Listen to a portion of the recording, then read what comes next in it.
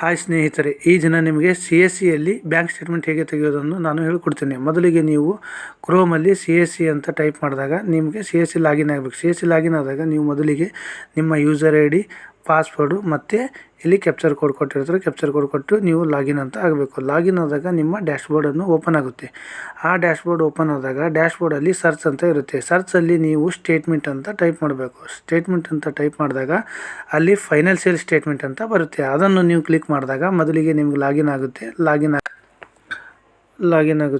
Login ಆದಾಗ ನೀವು request statement ಅಂತ ಕ್ಲಿಕ್ ಮಾಡಬೇಕು. ರಿಕ್ವೆಸ್ಟ್ ಸ್ಟೇಟ್ಮೆಂಟ್ ಅಂತ ಕ್ಲಿಕ್ ಮಾಡಿದಾಗ ನಿಮಗೆ ಇಲ್ಲಿ ಡೀಟೇಲ್ಸ್ ಕೇಳುತ್ತೆ. ಮೊದಲಿಗೆ ಮೊಬೈಲ್ ನಂಬರ್ ಕೇಳುತ್ತೆ. ಅಲ್ಲಿ ಮೊಬೈಲ್ ನಂಬರ್ ಹಾಕಬೇಕು. ಮೊಬೈಲ್ ನಂಬರ್ ಹಾಕಿದ ಮೇಲೆ ಮೇಲ್ ID ಕೇಳುತ್ತೆ. ಮೇಲ್ ID ಹಾಕಬೇಕಂತೇಳಿ ಏನು ಇರೋದಿಲ್ಲ, ನೆಸಸರಿ ಇರೋದಿಲ್ಲ. ಅದಕ್ಕೆ ನೀವು ಏನು ಮಾಡಬೇಕು, ಮೇಲ್ ID ಹಾಕಲಿಲ್ಲ ಅಂದರೂ ನಡೆಯುತ್ತೆ. ನಂತರ ಪ್ಯಾನ್ ಕಾರ್ಡ್ ನಂಬರ್ ಕೇಳುತ್ತೆ.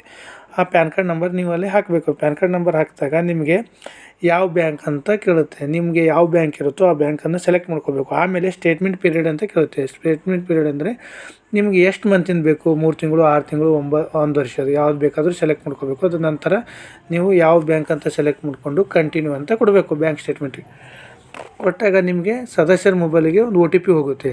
ಆ OTP ಮೊಬೈಲ್ ನಂಬರ್ ಲಿಂಕ್ ಇರೋದಕ್ಕೆ ಹೋದಾಗ ನೀವೇನು ಮಾಡಬೇಕು, ಆ OTP ನಂಬರ್ನ ಇಲ್ಲಿ ಟೈಪ್ ಮಾಡಬೇಕು. ಇಲ್ಲಿ ಟೈಪ್ ಮಾಡಿ ಕನ್ಫರ್ಮ್ ಅಂತ ಕೊಡಬೇಕು. ಕನ್ಫರ್ಮ್ ಅಂತ ಕೊಟ್ಟಾಗ ನಿಮಗೆ ನೆಕ್ಸ್ಟ್ ಯಾವ ಬ್ಯಾಂಕ್ ಅಂತ ಕೇಳುತ್ತೆ. ಅಲ್ಲಿ ನಿಮ್ಮ ಬ್ಯಾಂಕ್ ಯಾವುದಿದೆ ಸೆಲೆಕ್ಟ್ ಮಾಡ್ಕೊಂಡಾಗ ಇನ್ನೊಂದು OTP ಹೋಗುತ್ತೆ. ಆ OTPನೂ ಕೂಡ ಇಲ್ಲಿ ಇನ್ನೊಂದು ಸಲ ನೀವು ಎಂಟ್ರಿ ಮಾಡಬೇಕು. ಎಂಟ್ರಿ ಮಾಡಿದಾಗ ಅಲ್ಲಿ ಕನ್ಫರ್ಮ್ ಅಂತ ಕೇಳುತ್ತೆ. ಕನ್ಫರ್ಮ್ ಕೊಡಬೇಕು. ಕನ್ಫರ್ಮ್ ಕೊಟ್ಟಾಗ ಸಬ್ಮಿಟ್ ಅಂತ ಕೇಳುತ್ತೆ. ಸಬ್ಮಿಟ್ ಆದಮೇಲೆ ನಿಮಗೆ ಅವ್ರದ್ದು ಬ್ಯಾಂಕ್ ಸ್ಟೇಟ್ಮೆಂಟ್ ರಿಕ್ವೆಸ್ಟ್ ಹೋಗುತ್ತೆ. ಇಲ್ಲಿ ಬರದೇ ಇರೋ ಕಾರಣ ನೀವೇನು ಮಾಡಬೇಕು, ಇಲ್ಲಿ ರಿಫ್ರೆಶ್ ಕೊಡಬೇಕು. ರಿಫ್ರೆಶ್ ಕೊಟ್ಟಾಗ ಅಲ್ಲಿ ನಿಮ್ಗೆ ಬರುತ್ತೆ. ಆಮೇಲೆ ನೀವೇನು ಮಾಡಬೇಕಪ್ಪ ಅಂತಂದರೆ ಪೇ ಮಾಡಬೇಕು. ಪೇ ಮಾಡಿದಾಗ ಪೇ ಮೇಲೆ ಕ್ಲಿಕ್ ಮಾಡಿದಾಗ ನಿಮಗೆ ಮೊದಲಿಗೆ ಪಾಸ್ವರ್ಡ್ ಕೇಳುತ್ತೆ. ನಿಮ್ಮದು CSC ಪಾಸ್ವರ್ಡ್ ಕೇಳುತ್ತೆ. CSC ಪಾಸ್ವರ್ಡ್ ಹಾಕಿದ ಮೇಲೆ ವ್ಯಾಲೆಟ್ ಪಿನ್ ಕೇಳುತ್ತೆ. ವ್ಯಾಲೆಟ್ ಪಿನ್ ಹಾಕಬೇಕು. ವ್ಯಾಲೆಟ್ ಪಿನ್ ಹಾಕಿ ನೀವು ಪೇ ಅಂತ ಕೊಡಬೇಕು.